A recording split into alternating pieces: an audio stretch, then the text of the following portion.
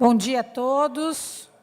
Nós estamos iniciando a abertura desse terceiro dia do 5º Encontro de Escritores e Jornalistas de Aviação da PVE. Convidamos as pessoas que ainda estão ao lado dos estandes dos escritores para que se dirijam aqui ao local da palestra. Ilustres convidados, senhores diretores da Diretoria Executiva da PVE, senhores conselheiros do Conselho Deliberativo e Fiscal da PVE, antes de darmos início à palestra A Exploração Espacial, Aplicabilidade, Satélites e Sua Importância para o Desenvolvimento do Brasil, que será proferida pela doutora Leila Fonseca, do INPE, gostaríamos de informar que o áudio desse evento está sendo transmitido pelo Aeronews e Rádio Escuta Aérea. Compartilhe www.escutaaerea.com.br. Oferecimento do portal Piloto Comercial. Os participantes que precisarem de certificado devem se dirigir no balcão ao fundo do nosso salão para informarem o seu nome. E nós gostaríamos de frisar também que, ao final da palestra, nós teremos um sorteio de brindes. A palestra tem a previsão de aproximadamente 1 hora de duração e os seus últimos 15 minutos serão reservados a perguntas da plateia. Para isso, as nossas recepcionistas terão em mãos formulários próprios para que as perguntas sejam escritas e dirigidas à palestrante. Doutora Leila Maria Garcia Fonseca. Possui graduação em Engenharia Elétrica pela Universidade Federal de Uberlândia, mestrado em Engenharia Eletrônica e Computação pelo Instituto Técnico de Aeronáutica, o ITA, e doutorado em Computação Aplicada pelo Instituto Nacional de Pesquisas Espaciais, o INPE. Atualmente é tecnologista sênior do Instituto Nacional de Pesquisas Espaciais e chefe da Coordenação Geral de Observação da Terra, do INPE desde 2013. Foi pesquisadora visitante da Universidade de Santa Bárbara, na Califórnia. No período de 2011 a 2013, foi chefe da Divisão de Processamento de Imagens. É membro do corpo docente titular dos programas de pós-graduação em Sensoriamento Remoto e Computação Aplicada do INPE. É consultora ad hoc FAPESP e membro do corpo editorial da revista Boletim Ciências Geodésicas. Participa do programa CIBERS, Satélite Sino-Brasileiro de Recursos Terrestres. Tem experiência na área de ciência da computação, com ênfase em processamento digital de imagens, atuando principalmente nos seguintes temas: aplicações em sensoriamento remoto, avaliação e correção radiométrica de imagens de satélites, análise multiresolução e multitemporal, análise de imagens baseadas em objetos e mineração de dados. Com os senhores, a palestrante, doutora Leila Fonseca.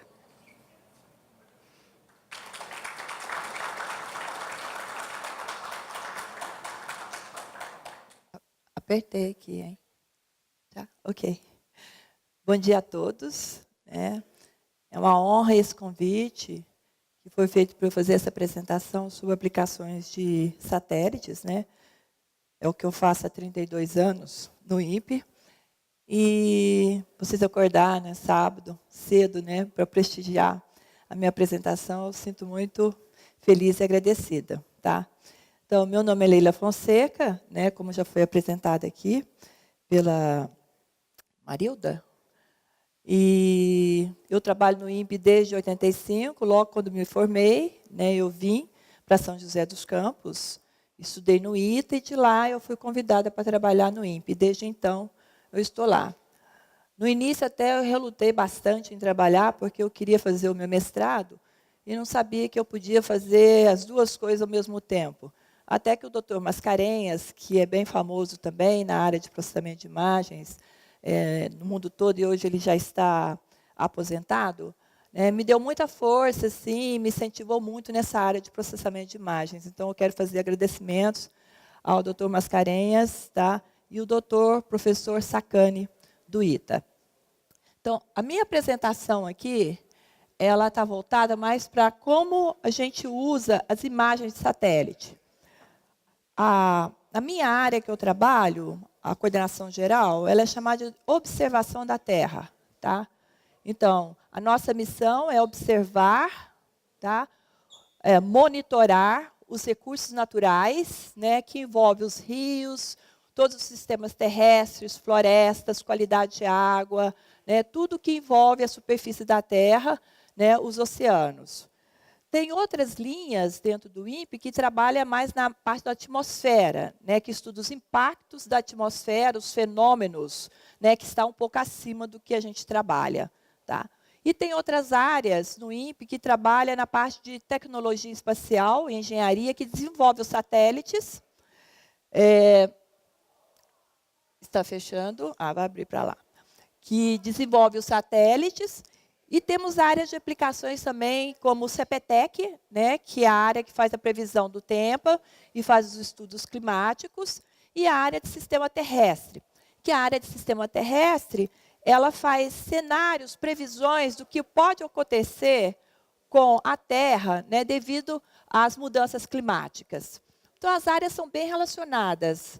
Né? Por exemplo, a área de observação da Terra, eu tenho uma conexão bastante grande com o pessoal da engenharia, porque eu trabalho também na parte de avaliação qualidade dos sensores, calibração dos sensores, e também com as outras áreas, porque a gente fornece subsídios para as outras aplicações. Por exemplo, quando eu gero um mapa de desmatamento, né, a área de sistema terrestre, ela usa esses dados para fazer estimativa de emissões de carbono, por exemplo. Tá? Então, todas as áreas são interligadas de alguma forma. Com a meteorologia, por exemplo, nós usamos, né, as informações do tempo, né, dados meteorológicos, para fazer inferência, por exemplo, de riscos, né, ambientais, por exemplo. Então, essas são as principais áreas do INPE. Então, aqui eu estou mostrando a diversidade que a gente tem hoje de satélites. Né?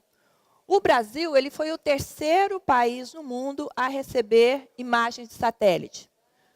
Tá? Em 1973, que é o satélite americano Landsat 1, que ele foi lançado em 1972, e com um acordo de cooperação com o Brasil, nós fomos o terceiro país a receber, primeiro os Estados Unidos, que é o dono do satélite, segundo o Canadá e terceiro o Brasil. Então, hoje o Brasil, nós temos um acervo de imagens de satélites muito grande. Desde 1972, nós guardamos essas imagens, elas são armazenadas, tá? E são catalogadas. E são disponíveis para todos os usuários. Existe um catálogo na página do INPE que você pode acessar e você baixar essas imagens de forma livre, ou seja, sem custo, sem nada. Né? O que aconteceu? Em 2004, houve uma revolução muito grande aqui no Brasil, tá? Porque até então as imagens elas eram vendidas e isso dificultava o uso dessas imagens pelas empresas também que compravam para desenvolver os seus produtos e vender e para os usuários que queriam usar as imagens e produzir os seus produtos. Então, em 2004, o Brasil, né, através do INPE, o Dr. Gilberto Câmara, que era então coordenador da OBT, ele resolveu liberar os dados de forma livre. Então, não se paga hoje aqui no Brasil imagens de satélites adquiridas, tá, pelo Brasil, pelo governo, pelo INPE. E todas as outras imagens que são compradas pelo governo, que nem o Ministério do Meio Ambiente, que compra imagens RapidEye, são colocadas também no acervo do INPE para disponibilizar para todos os brasileiros e também fora do Brasil. Okay? Então, hoje a gente tem uma quantidade de satélites, né, muito grande, e aí é que vem um problema também, né? Como processar essa grande quantidade de dados. Né? Aí isso é muito bom, porque isso estimula a pesquisa também. Né? Porque se está tudo parado, se não tem inovação, então a gente não faz nada. Né? Então, na nossa área, a gente fica sempre ávido para ter alguma tecnologia nova, de forma que a gente possa explorar, pesquisar e desenvolver novos métodos de extração de informação de imagem e prover mais informação para a sociedade. Então, o que se vê do espaço? Né? Quando, na verdade, um satélite, né, é um artefato que ele tem a bordo uma câmera. Nada mais é que como se fosse uma câmera fotográfica, né? Por isso que a gente fala sensoriamento remoto, é a aquisição da informação sem contato com o objeto. Então, hoje, quando eu estou olhando para vocês, eu estou fazendo sensoriamento remoto, certo? Eu não toco o objeto, mas eu vejo o que está acontecendo aqui, tá? Então, o satélite, o que ele nos proveu assim, de melhor? Tá? Foi que essas câmeras a bordo dos satélites, numa altura de entre 600 e 700 quilômetros de altitude, você tem informações sistemáticas daquela região.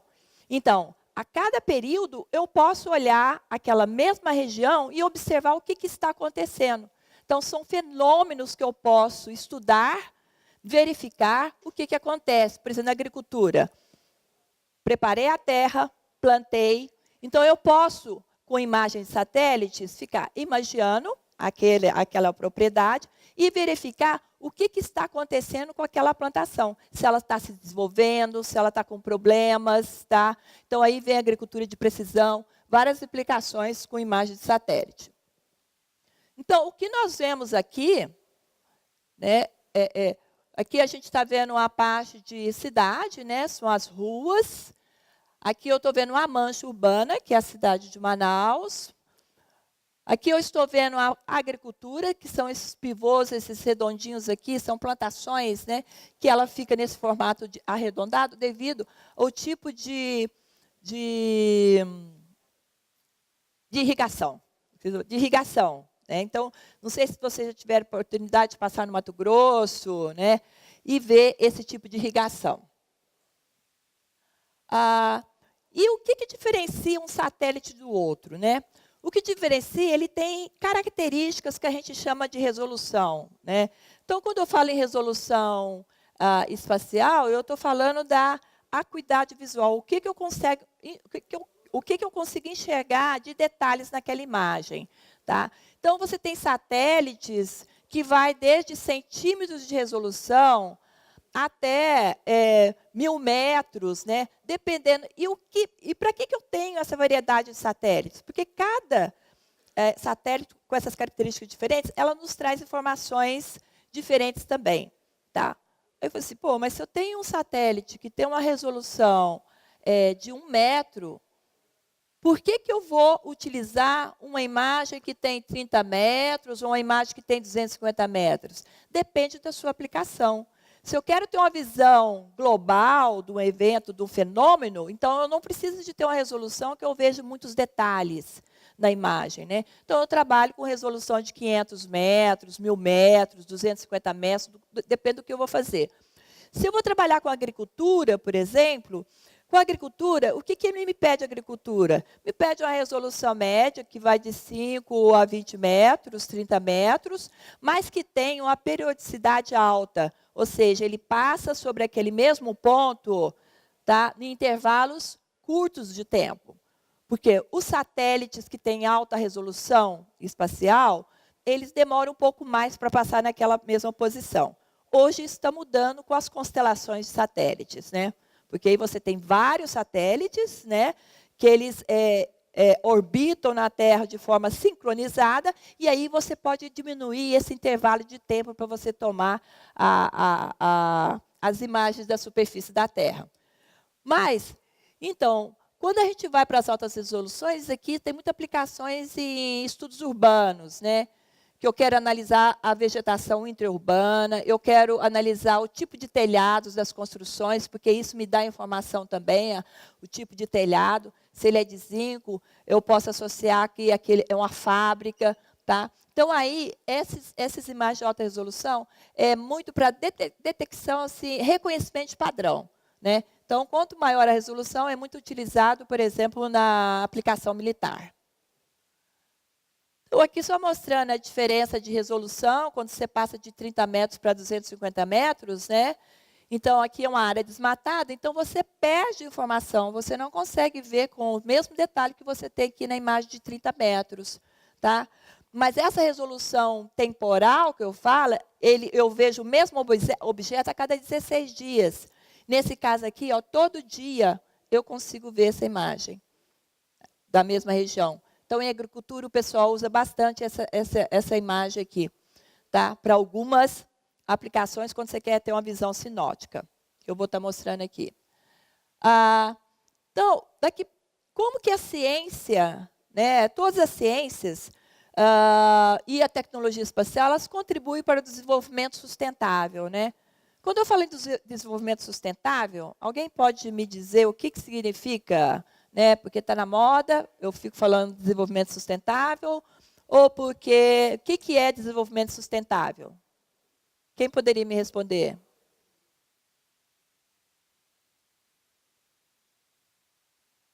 Você. Imagino que seja fazer o uso dos recursos terrestres, quer dizer, a gente fazer o uso que a gente sempre fez, quer dizer, se alimentar e usar até para a própria indústria, sem esgotar esses mesmos recursos, quer dizer, usar de uma forma consciente, de uma forma equilibrada. Exatamente. De uma forma que possa preservar para as próximas gerações. Que é o que o Trump não quer, né?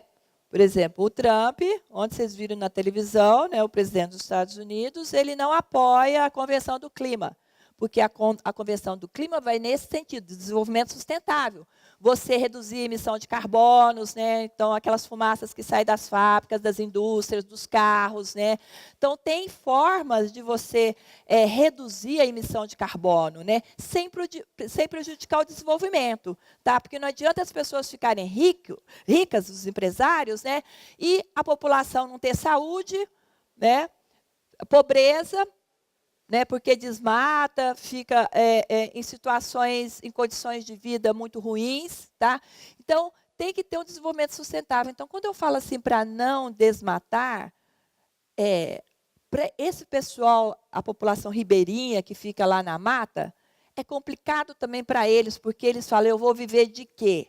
Tá? Então, o desenvolvimento sustentável é isso, é ensinar também a essas pessoas, né, como aproveitar os recursos que ela tem na floresta, né, para produzir bens, produtos, né, que possam ser vendidos, né, que pode ter alimentação, de uma forma que ela possa permanecer naquele lugar. Porque não adianta você mandar embora essas pessoas para não desmatar, se você não dá oportunidade ou não dá condições de vida melhor para ela.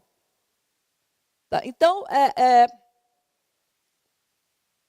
dentro do INPE, eu vou falar principalmente aqui as aplicações que a gente faz no INPE. A gente trabalha muito com a parte de monitoramento ambiental dos biomas, tá? Os biomas são todos os biomas, embora a gente atue mais na Amazônia, não é porque a gente atua também nos outros biomas, mas de forma assim não com recursos, né? Porque tudo que você faz em termos de aplicações, você precisa de recursos financeiros para você tocar as pesquisas, né? E desenvolver os projetos, tá? Então, o monitoramento ambiental da Amazônia, por exemplo, nós temos recursos orçamentários previstos no plano, no PPA, né? No planejamento plurianual do governo. Então, o governo, através do Ministério da Ciência e Tecnologia, provê recursos para a gente fazer o monitoramento da Amazônia. Então, com esse recurso, a gente desenvolve metodologias, né, técnicas para mapear o desmatamento da Amazônia. Então, o principal sistema que a gente tem é chamado de PRODES, tá? Que é um sistema monitoramento anual do desmatamento de tipo corte raso. Quando a gente fala corte raso, é que a floresta ela foi totalmente retirada. É retirada total da floresta. Tá? Então, a gente faz o corte raso. Então, ficou só o solo exposto. Tá? Então, o PRODES, a gente contabiliza anualmente, né, a área que foi desmatada na Amazônia. Tá? Não é um preventivo. Tá? A gente só contabiliza, né, o que foi desmatado para ver se o Brasil ele está atendendo, né, as demandas da Convenção do Clima, porque nós somos compromissados que a gente vai reduzir o desmatamento até 2020 em 80%, a partir de 2005, que vai ser a nossa data, tá, de referência. Ok? Então, aqui, quando eles desmatam, né, você tem o solo exposto. Tá? Então, nesse caso, é chamado de corte raso. Então, aqui exemplos, né, por exemplo, você tem o desmatamento e também, logo em seguida, quando desmata, por que eles desmatam? Aí a gente também estuda que tipo de ocupação que é feita naquela área, por que eles estão desmatando, né? Pode ser para agricultura, para pastagem, agronegócios, né? Pode ser para assentamentos de pessoas, né? Uma vila. Então, tem várias causas, né, do desmatamento. Oi? Exploração de madeira, né? Tem, principalmente, que eu vou até mostrar, a gente tem um sistema que detecta o desmatamento ilegal de madeira também, tá? Então, no PRODES, a gente contabiliza anualmente, né? Esse aqui está no ano. Então, então, vocês viram que estava aumentando, estava aumentando. Em 2004, o governo estabeleceu o Plano de Combate ao Desmatamento, que chama PPCDAM. Tá? Então, a partir daí, o INPE ficou responsável por fornecer os dados de desmatamento na Amazônia e o IBAMA de receber esses dados e fazer a fiscalização, tá? O controle desse desmatamento.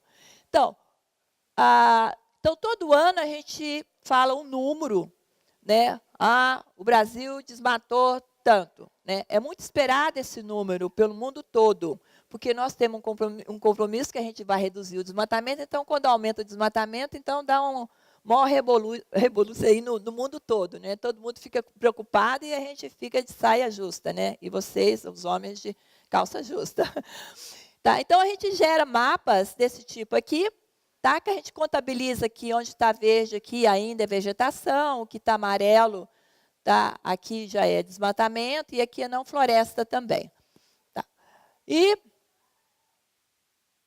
pela Convenção sobre Mudanças Climáticas, a meta do governo, como eu tinha dito, é até 2020 a gente reduzir o desflorestamento em 80%, e a nossa base é 2005. Tá? Isso é para todos os biomas. Tá? Esse ano nós começamos a fazer para o Cerrado. Nós conseguimos um projeto financiado pelo Banco Mundial. Então, nós estamos começando a fazer o monitoramento do desmatamento do Cerrado, oficialmente para o governo. Mas você tem a Caatinga, você tem a Mata Atlântica, você tem o Pantanal e você tem o Campos Sulinos. Tá? Nós estamos também fazendo um outro projeto para o BNDES. A gente está tentando aprovar esse projeto para os outros biomas também. Então, atualmente, a gente tem para a Amazônia e a gente tem para o Cerrado. Tá? O outro sistema, como o PRODES, ele só identifica o desmatamento anual. Quanto que foi desmatada? Quanto que foi a área desmatada?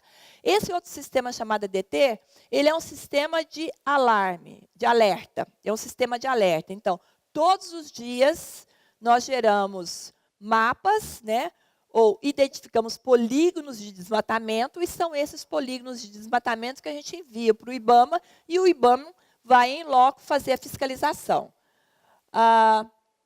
Então, esse sistema aqui, ele foi criado, né, por causa desse plano de ação para prevenção e controle de desmatamento na Amazônia, onde o INPE ficou responsável, né, para gerar as informações.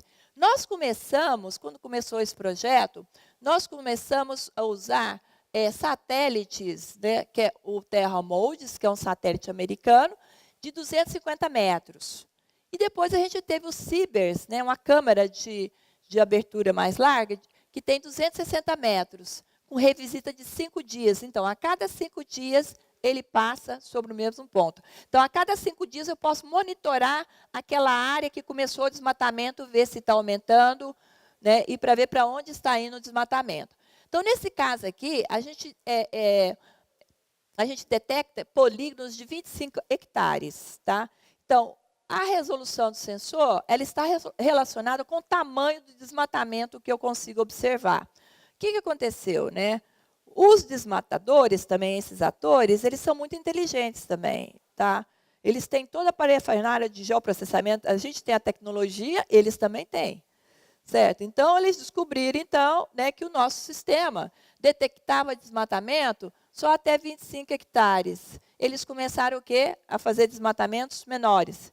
Pedacinho aqui, ali, pedacinho, depois juntava e formava um polígono grande. Quando a gente descobria, já estava praticamente tudo desmatado. Tá? Então, a gente tem que correr atrás do prejuízo.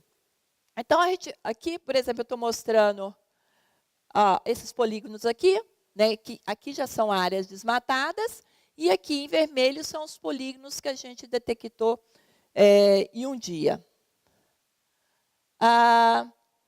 Então, aqui mostrando a interação com o IBAMA. Tá? Nós enviamos, por exemplo, essas informações, esses mapas de desmatamento, tá? E eles fazem um documento de fiscalização, de localização desse polígono. Então, eles montam um procedimento para ir ao campo e identificar quem está desmatando. Então, com esse documento em posse, eles têm informações do polígono, tá? Que está aqui na imagem. Então, você está no local, você vê aonde que está acontecendo o desmatamento, e lá eles conseguem, né, identificar. Aí eles veem tratores, correntes, né, porque quando é desmatamento muito grande, eles usam aquelas correntes nos tratores, né, que derrubam várias árvores ao mesmo tempo. E aí tem a ação da polícia. Então, o IBAMA, essa ação do IBAMA, ela é muito perigosa também, né? Você já deve ter ouvido falar, né, de fiscais que morreram também no campo, né, no momento da fiscalização. Porque pode ter tiroteio, dependendo das pessoas que estão lá. Então, eles vão com a polícia. Tá? Então, essas ações, elas são feitas tudo em segredo. Tá? Ninguém sabe quando é que eles vão, né? Mas muitas vezes os bandidos, né, descobrem também, né, e fogem. Quando chega lá, não tem mais ninguém. Então, tem uma ação da polícia para apreensão dessa madeira. Tá? E aqui um exemplo, né, de uma ação que foi em 2011, em que eles resgataram, né, 200 motosserras, 650 caminhões, né, e mais um tanto aqui de tratores. Tá? Então, é uma ação assim, perigosa e trabalhosa também, que envolve um planejamento muito grande, né, para que não ocorra violência no lugar. E aqui só mostrando para vocês que tudo é disponibilizado na internet, essas informações também, assim que a gente manda para o IBAMA, a gente disponibiliza na internet também. Tá?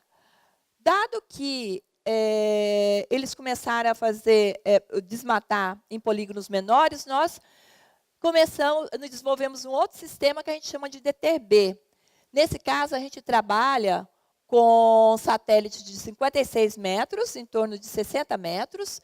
Então, é um satélite indiano, e tem um satélite Cibers 4 também, que tem uma câmera WFI de 64 metros. Tá? E com revisita de 5 dias. Então, mostrando a diferença aqui. Então, o primeiro sistema que a gente desenvolveu é 250 metros. A gente está trabalhando agora com DTB, que usa a imagem do Cibers, 64 metros e 56 metros. Tá? E agora a gente está desenvolvendo um novo sistema, que é o DTC, que ele usa satélites de 20 a 30 metros. Tá? Então, a gente está avançando na tecnologia de tal forma que a gente possa detectar desmatamentos pequenos, né, que é o que está acontecendo hoje, né, com esse pessoal que está fazendo exploração madeireira. E um outro sistema que a gente tem, que é chamado de DETEX, tá, é detecção de exploração seletiva de madeira. O que ele faz nesse caso? A gente sabe que o governo, né, provê áreas, né, legais que eles podem desmatar, que eles vão reflorestar, né, são áreas controladas, mas nem sempre eles obedecem. Tá? E tem áreas que não podem ser desmatadas, áreas de preservação ambiental, que eles desmatam para a exploração madeireira. A exploração madeireira, ela é mais complexa. Por quê? O que eles fazem? Eles sabem que o satélite olha por cima, as copas. Ele vê por cima. Então, tem árvores de diferentes tamanhos. Então, eles cortam as árvores mais baixas, certo? Então, por isso que faz a seletiva, né? Exploração seletiva, né? Escolhe aquelas árvores, corta aquelas árvores, né? E fica as outras altas. Então, o satélite, dependendo da resolução dele, né? Ele não consegue identificar que está ocorrendo um desmatamento ali. Tá? Mas aí a gente desenvolveu algumas tecnologias, porque se você olha nessa imagem aqui, que é a mesma dessa, só que a gente processou. Tá? Então, nós desenvolvemos técnicas de processamento dessas imagens para realçar, tá, a informação. Então, aqui a gente usa algumas metodologias, e aí você consegue ver, está escondido aqui. Mas com o processamento, a gente consegue visualizar que esses pontinhos aqui são os pátios onde fica armazenado. E esses risquinhos aqui é o arraste que eles fazem da madeira, porque eles derrubam, arrastam, né? Então, esse padrão aqui, né, é característica de uma exploração seletiva de madeira. Então, por isso que a gente consegue identificar esse padrão e associar ele com a extração seletiva de madeira. E aí a gente gera mapas, né, indicando o desmatamento amarelo, exploração seletiva e degradação, que é uma outra forma também de destruir a floresta, né? A degradação pode ser também as queimadas. O que eles fazem? Eles queimam, né, a floresta, de onde eles queimam, né, eles acreditam, muitos ainda, né, acreditam que com isso, né, ele vai depois plantar, vai dar nutrientes para a terra e vão plantar, né? Mas isso é coisa assim, muito antiga. Antigamente o pessoal queimava. Hoje eles já estão queimando mesmo com outros objetivos mesmo, para destruir a floresta, e ali eles colocarem pasto, né, outras culturas agrícolas. Aqui, esse projeto, né, dado que desmatou, o que aconteceu naquela área? Então, a gente chama de uso, né? Identificação de diferentes classes de uso. Então, o uso pode ser agricultura, pode ser pastagem, pode ser uma cidade, uma vila, né? Então, tem vários diferentes usos. Então, aqui a gente faz um estudo, né, da ocupação daquele solo, né? Quem são os atores? Quem que desmatou? Para quê? Então, a gente vai ver. Então, existe esse projeto, que é o Terra Class, que gera esses mapas de uso. E a gente faz uma estatística. Dados esses mapas, a gente vê que mais de 60% das matas foram derrubadas para a formação de pastagens. Isso depende do ano que você está identificando essas classes. Porque isso vai depender da economia do país, né? Então, vocês veem, ó, o boi arroba subiu, né? A agricultura está ruim. Então, o pessoal do agronegócio, eles vão para o lado que, né, favorece a economia deles, certo? Então, a gente nota que nessa época aqui, em 2008, né, estava se tendo muito formação de pastagens, então, que é gado. Tá? E também, ao mesmo tempo, estava ocorrendo regeneração. O que significa isso, regeneração? Desmatou, mas se você abandona aquela área, ela começa a regenerar, a árvore começa a crescer novamente. Tá? Então, são áreas abandonadas. Muitas vezes desmata, a pessoa sai, abandona aquela região e ela regenera também. Tá? Isso é bom também quando ocorre regeneração, né? Porque significa que a gente já está ganhando em florestas que foram desmatadas. Em 2010, tá, a transição de 2008 para 2010, houve um avanço da agricultura anual que ocorreu predominantemente sobre as áreas de pastagem. Então, em 2008 era mais pastagem, certo? Em 2010, aquelas áreas de pastagens foram convertidas em agricultura, certo? Então, existe uma dinâmica do uso daquela terra, né, que depende muito das condições econômicas do país. Então, por isso que isso é importante para as políticas públicas. Porque se você analisa essas informações, você entende o que está acontecendo na nossa economia, tá? E na parte social também. Tá? Então, é muito importante essas informações para as políticas públicas. Outra importância é a questão da moratória da soja, né? A moratória da soja foi criada em 2006 e foram as próprias indústrias, tá, de óleos vegetais, a Biov e a ANEC, que se comprometeram a não comercializar nem financiar a soja produzida em áreas que foram desmatadas no bioma Amazônia após 2006. O que significa isso? Frequentemente, nós recebemos no INPE, né, pedindo informações de uma determinada área, se ela foi desmatada naquele período, qual o período que ela foi desmatada. Por quê? Essas indústrias, né, quando recebem a soja, eles têm jeito de saber de onde que está vindo aquela soja. Tá? Porque tem certificado, tudo de onde que vem. Aí eles veem a posição, a localização, olha nos mapas, né, nas imagens de satélites, e se essa soja vem de uma área que foi desmatada e que não poderia, então essa soja, eles não compram essa soja. Então essa soja é devolvida. Então é isso que a gente chama de moratória da soja, tá? Que é muito importante.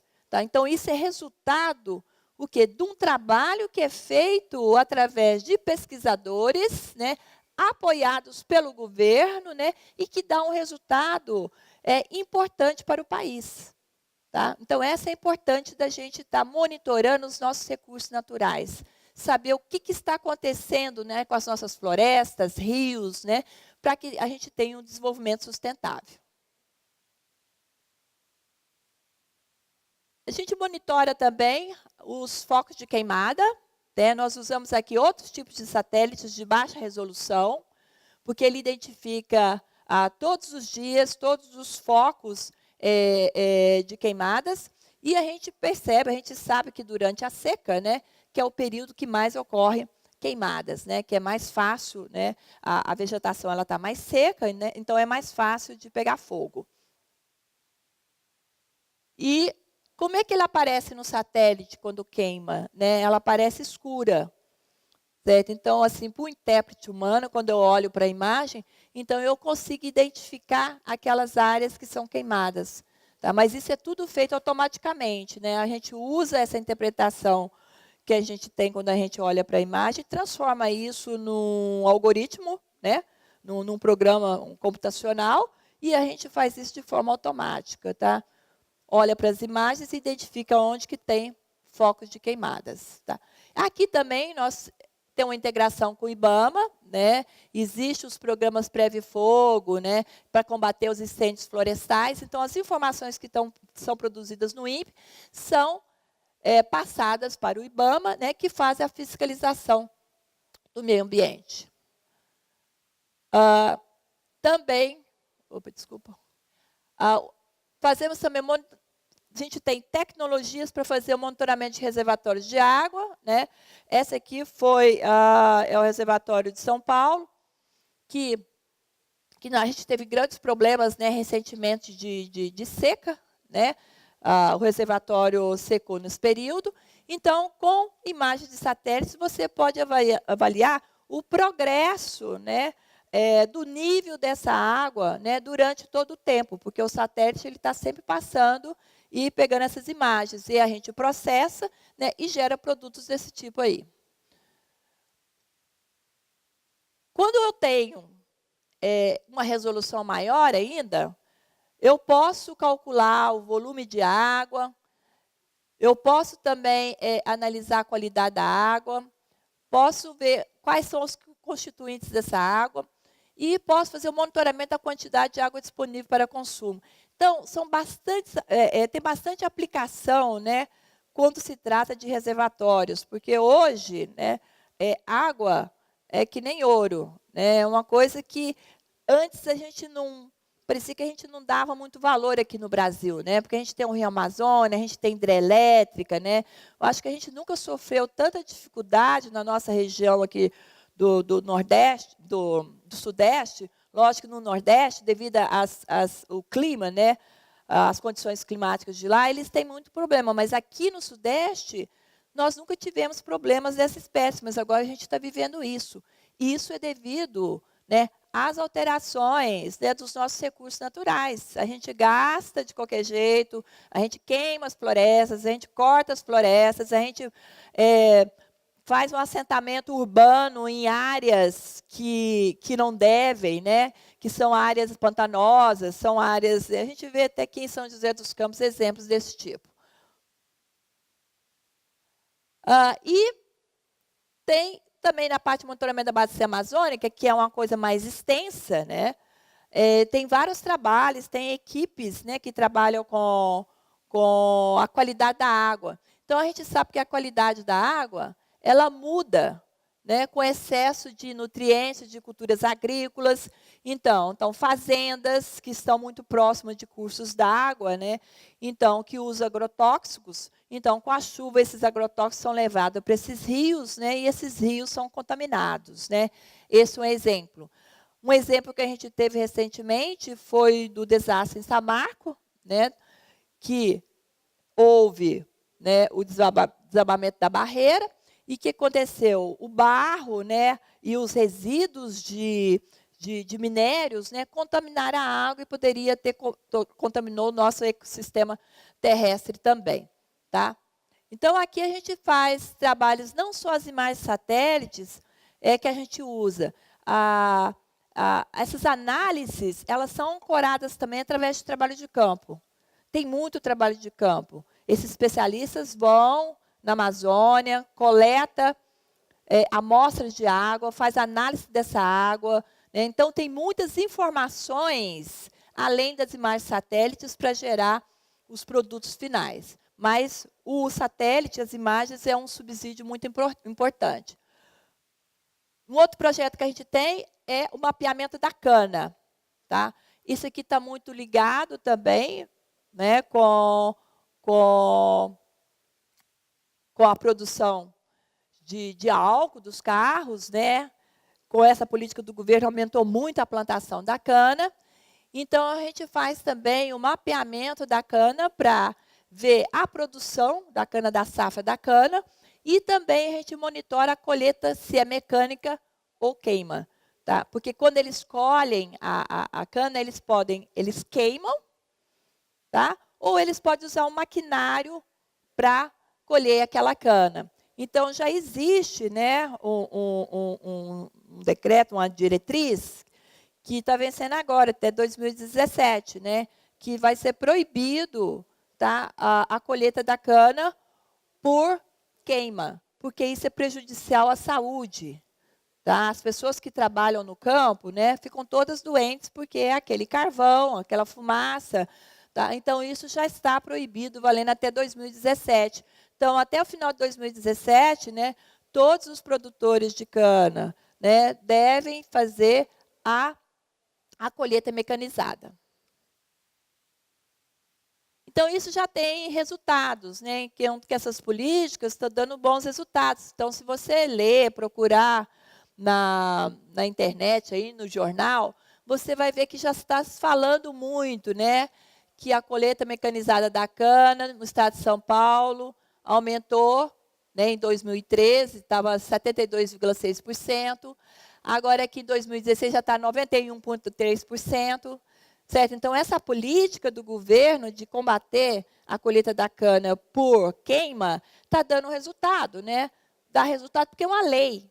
Né? E quem não cumpre, tem multa. Né? Então, o ser humano, a gente funciona muito assim. Né? Se põe a mão no bolso, né, a gente dá uma recuada. Tá? Então, mas para fazer isso, você tem que ter esse sistema de monitoramento da produção da cana e também do tipo de colheita que está sendo feito. Outra atuação também, que a gente está começando, já tem um grupo trabalhando, é a poluição por óleo e água sob jurisdição nacional. Por exemplo, hoje tem a Petrobras, né, essas empresas que produzem óleo, mas não existe uma fiscalização sistemática, tá, de controle da poluição de óleo. Quem faz isso são elas próprias. Então, elas próprias, né, têm um sistema delas para fazer controle, mas o governo não tem. Então, já existe um decreto, um plano nacional de contingência para que o Brasil tenha um sistema de monitoramento de poluição de óleo no mar. Tá? E aqui, nesse caso, para esse tipo de aplicação, a gente usa radar. Tá? As imagens ópticas, elas são usadas como complementação, mas são as imagens de radar que são as mais adequadas para esse tipo de aplicação.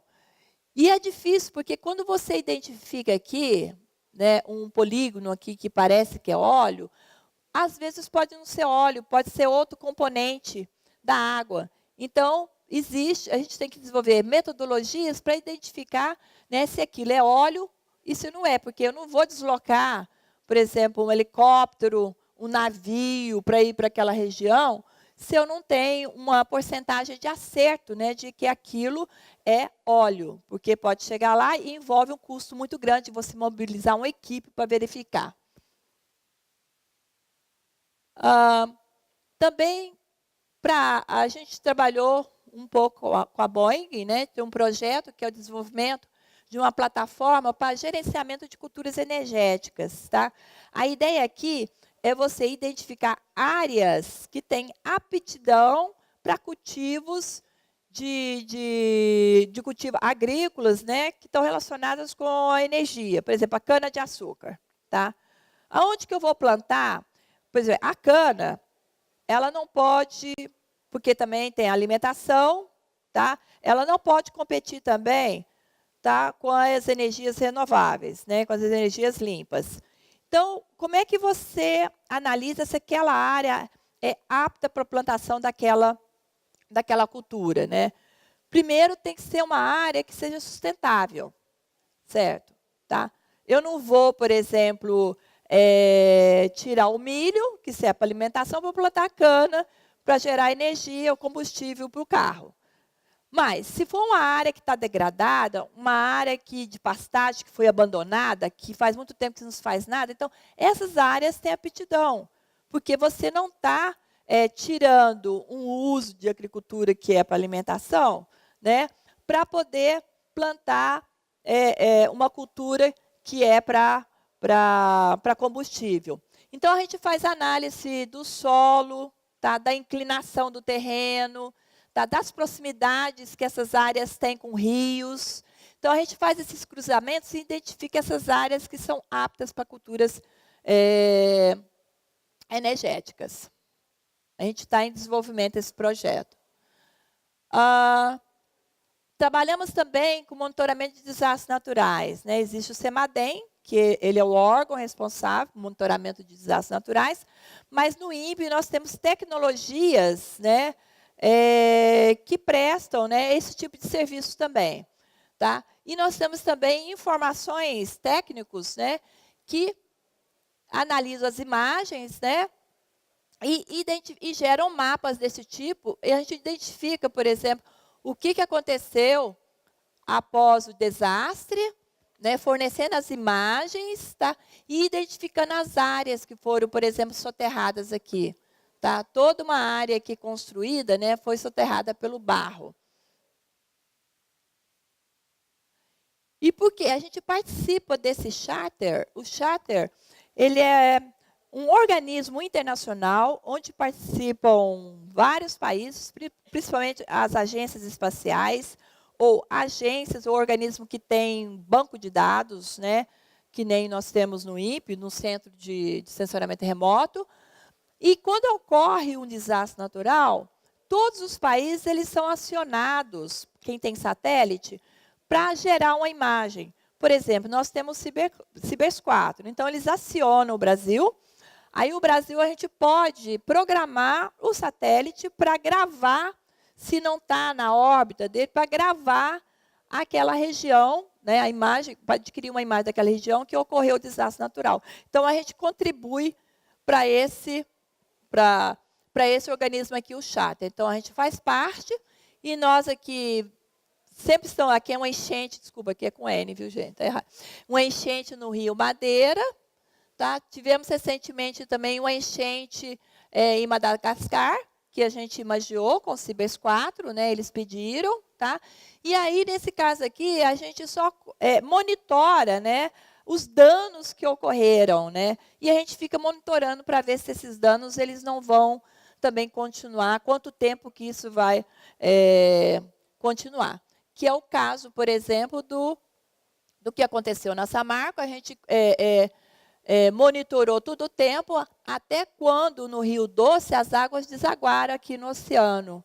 Tá? Então, me lembro que a reportagem, a televisão, eles estavam muito preocupados, né, com o impacto desses resíduos, porque isso aqui não é só barro, né, é barro misturado com os resíduos de minérios, né, que atinge o oceano. Então, nesse caso aqui, o dano pode ser no ecossistema marinho, né, matar os animais, né, então, que é prejudicial. Então, obrigada a todos.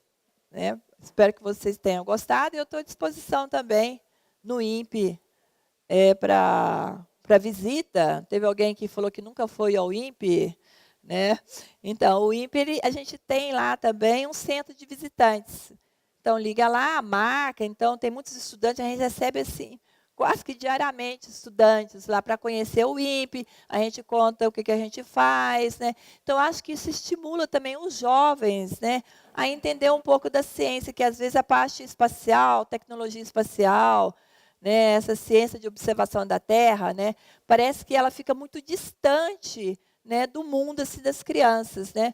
Mas hoje não, né? Hoje a gente tem essa divulgação nas mídias, né? E a gente tem esse centro de visitantes que a gente recebe e mostra também as nossas instalações, que a gente tem um dos maiores laboratórios de integração de satélites, né?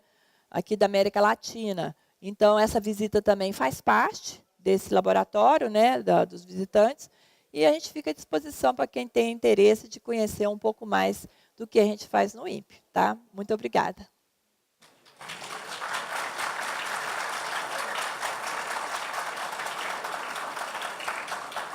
Nós vamos abrir para as perguntas. As nossas recepcionistas estão com o formulário. Quem quiser só erguer a mão, ela leva o formulário até vocês. Aqui na frente, Rita.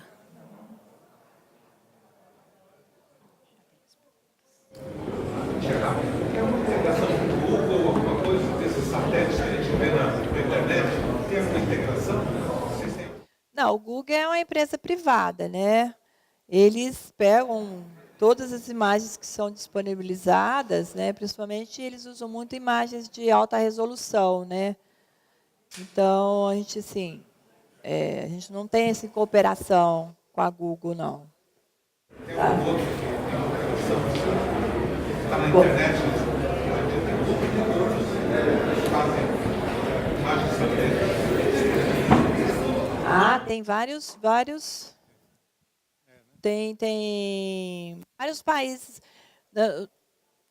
Nós começamos a disponibilizar de forma livre os dados em 2004. Depois disso, os americanos nos copiaram, né? A gente é muito orgulhoso de dizer isso, porque eles mesmos falam quando a gente vai em reunião, né? Não, Leila, vocês foram pioneiros, né? E nós, né, seguimos, né, o que o INPE fez. Né? E agora, por exemplo, as imagens do Landsat 8, do Landsat 7, dos satélites deles também são disponibilizadas de forma livre. Tá? E, atualmente, a ESA, que é a Agência Espacial Europeia, né, eles têm um programa que chama Programa Copérnicos, né, se vocês olharem na internet, e eles têm uma série de Landsats que chama Sentinel. Né? Então, tem imagens ópticas, imagens de radar, eles também estão disponibilizando de forma livre esses dados, sem custo. Só que aí você tem que baixar, é um pouco mais difícil, né, porque, por causa da velocidade da rede, essas imagens elas são muito grandes.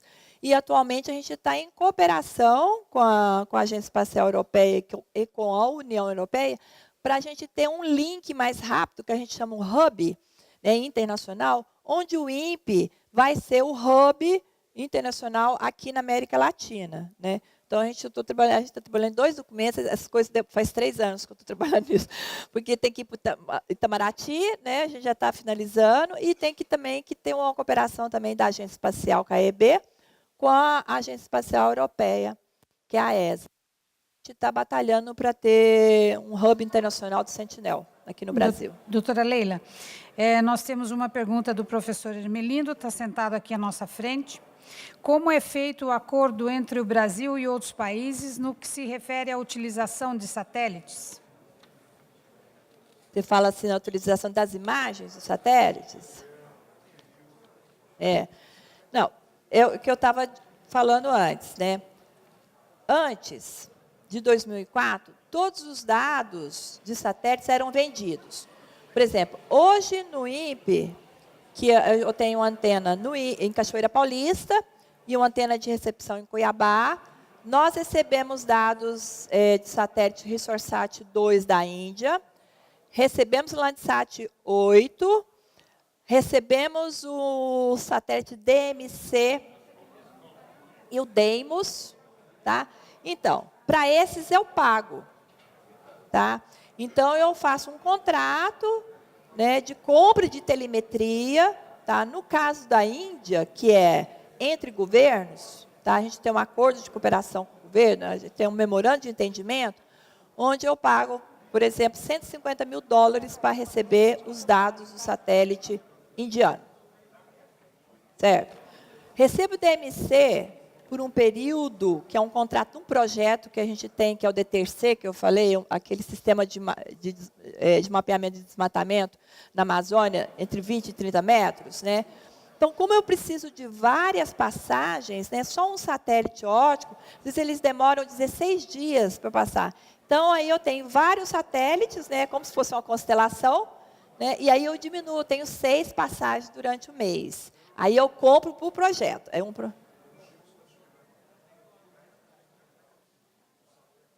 Não, ele não certo, polar. Então, e agora a gente está fazendo um acordo que chama Constelação dos BRICS, que são os países, né, que estão envolvidos, que é a Índia, a China, o Brasil, a África, né, para a gente fazer um acordo de cooperação em que a gente vai receber vários dados de satélites sem custo. Então, é tudo através de documentação mesmo. É um acordo de cooperação que tem que ser assinado com o governo. Nós vamos para a próxima pergunta. E depois, então, por gentileza, as perguntas que foram feitas e que a doutora Leila não vai ter tempo de responder aqui para a gente, eu vou encaminhar para ela. Existe um INPA na Amazônia? Qual a relação deste com o INPE? O INPA, que é INPA. Não, são institutos diferentes, né? A gente tem cooperação com eles através de projetos, né? Mas nós não tem uma ligação assim em termos o INPE não faz parte, não é uma unidade do INPA e nem o INPE é uma unidade do INPE, né? São instituições de governo, né, que atuam separadamente, mas a gente tem projetos que a gente trabalha em conjunto.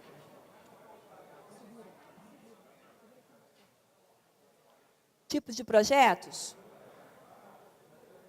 Não, esses projetos que eu mostrei aqui, por exemplo, monitoramento da Amazônia, da água, qualidade da água, né? Sempre tem pesquisadores, porque são pesquisadores, né? Então a gente faz colaboração, porque tem esses institutos, por exemplo, em Belém, em Manaus, que fica mais perto ali da região amazônica. Então, para a gente, é interessante a gente fazer cooperação com esses institutos, né? Porque quando tem trabalho de campo, esse pessoal pode fazer o trabalho de campo, do que a gente deslocar aqui de São Paulo para ir para lá. Então, a gente trabalha em rede mesmo. Todos esses órgãos do governo, né? Tem Embrapa, né? Que tem Embrapa também tem vários centros, várias cidades do Brasil. Né? A gente tem centro regional também da Amazônia, do INPE, que fica em Belém. Então, a gente trabalha como se fosse uma rede mesmo para ajudar, né, cooperar nos projetos. Muito obrigada. Nós vamos convidar a diretora cultural da PVE, a senhora Neide Pereira Pinto, para vir aqui fazer suas considerações e agradecimentos. As pessoas que estão na plateia, nós ainda temos o sorteio de brindes ao final. Aguardem.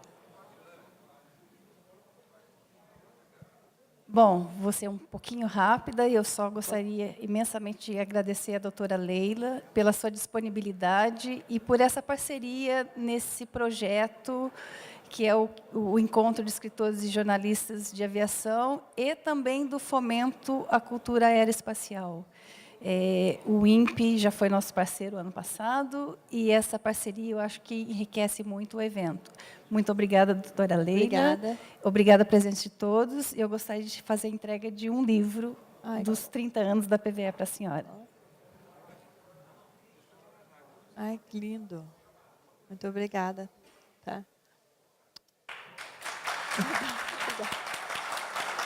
Obrigada. Obrigada, amiga.